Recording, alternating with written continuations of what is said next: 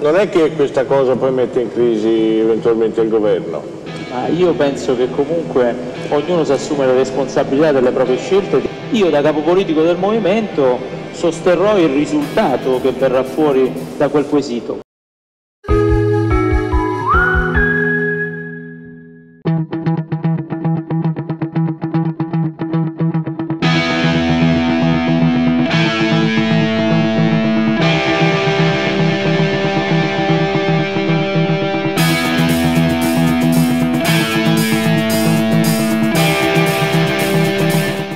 Oggi alle 19:30 accade una cosa molto importante, c'è il responso, se non sbaglio a quell'ora, no?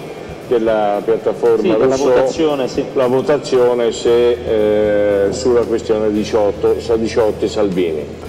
Succederà che le persone voteranno come hanno sempre fatto, decideranno i nostri iscritti che sono dei grandi elettori del movimento, nel senso che lo conoscono da una vita e portano avanti il movimento da anni sul territorio, quindi sono persone perfettamente in grado anche di insegnare tante cose a me e quindi di comprendere quel quesito e votare con coscienza.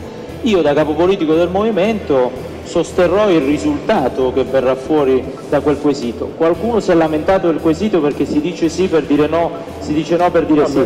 È la stessa domanda che verrà posta ai senatori in giunta, vedo il senatore Urraro che è uno dei componenti della giunta delle autorizzazioni del Senato. Al senatore Urraro verrà chiesta la stessa cosa che noi abbiamo chiesto ai nostri iscritti. Questo è lo stesso corpo di iscritti che ha deciso chi dovesse andare in Parlamento e chi no alle ultime elezioni. Allora, non è che questa cosa poi mette in crisi eventualmente il governo? Ma io penso che comunque ognuno si assume le responsabilità delle proprie scelte e di quello che vota. Senta, mi dica una cosa, dopo l'Abruzzo lei disse io prendo 48 ore, mo sono passate le 48 ore.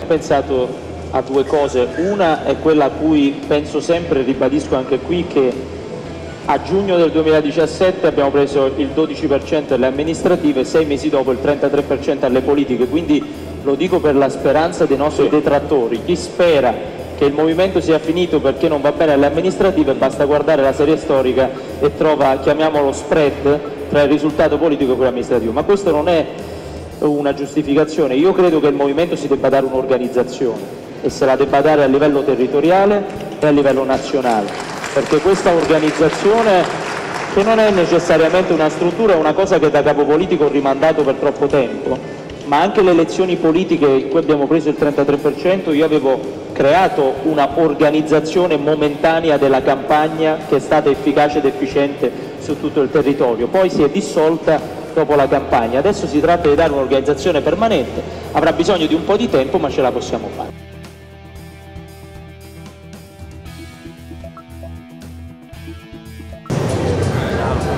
Il ministro Ciccio solo se ha votato su questo, almeno lei?